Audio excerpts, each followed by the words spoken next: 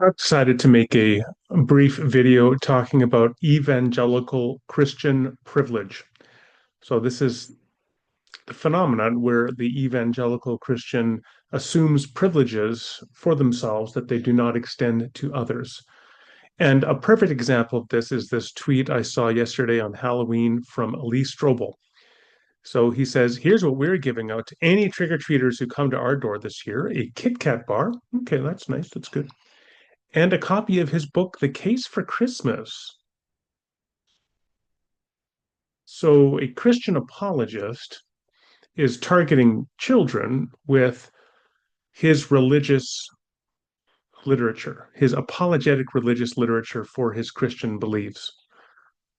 Here's where I want to apply what we call the golden rule. And the golden rule is to do unto others as you would have them do unto you.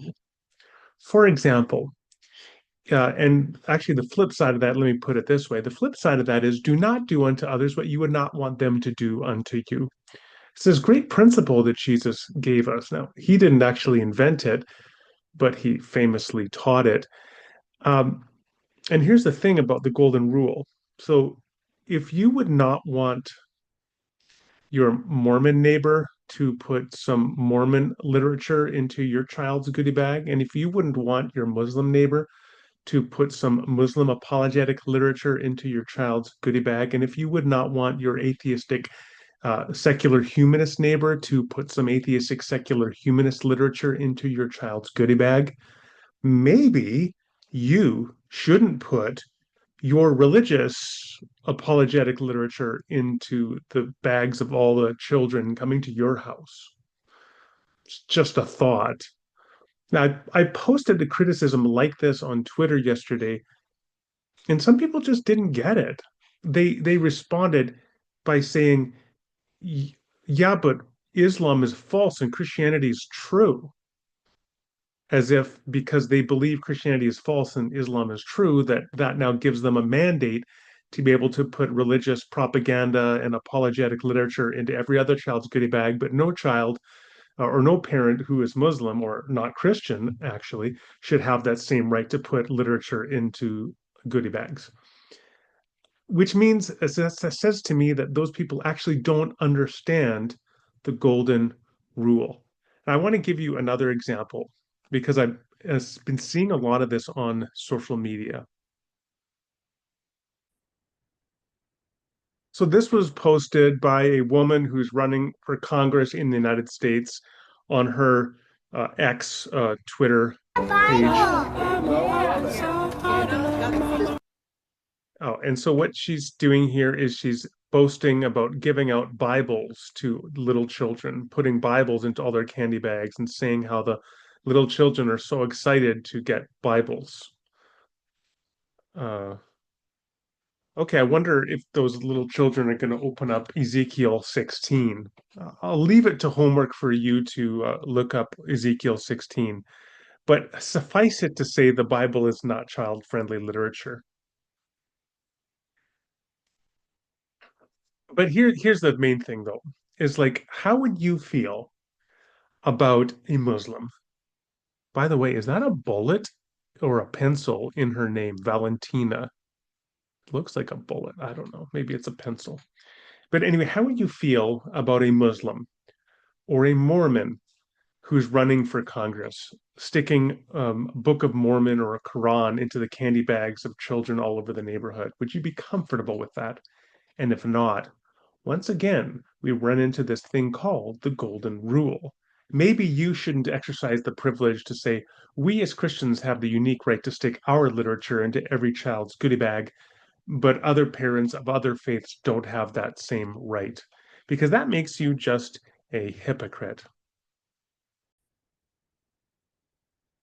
Hey, I thought I would just throw in one more example that I came across today for good measure. This one shifts from throwing religious literature into children's goodie bags at Halloween and to Donald Trump boasting about how he's going to invade Nigeria and kill all of the Muslim terrorists that are targeting Christians in Nigeria. And as he says here, the US will stop all aid and assistance to Nigeria if the killing of Christians doesn't stop and may very well go into that now disgraced country, quote, guns a-blazing, to completely wipe out the Islamic terrorists who are committing these horrible atrocities, unquote. Uh, First thing I want to say is obviously the religious targeting of Christians by radical Muslims is a heinous atrocity, and we should be concerned about it, appalled by it, and seek to eliminate it and do all that we can to do so.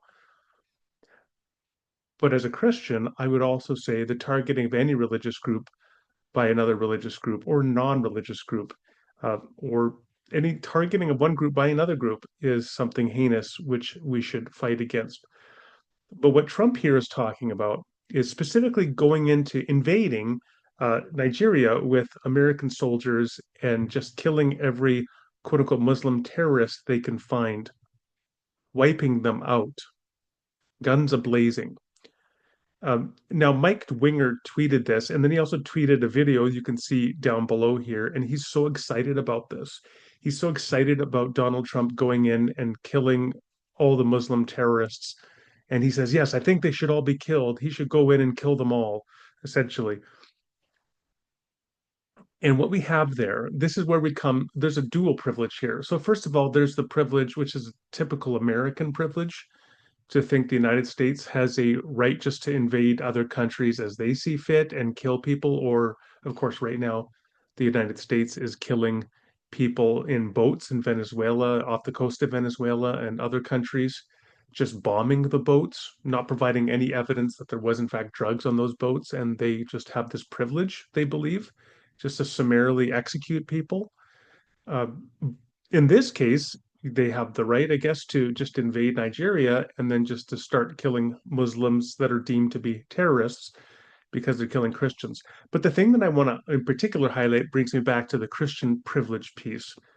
So Mike Winger's really excited about this. He's excited about the U.S. soldiers coming into Nigeria and killing Muslim, quote unquote, terrorists in defense of Christians.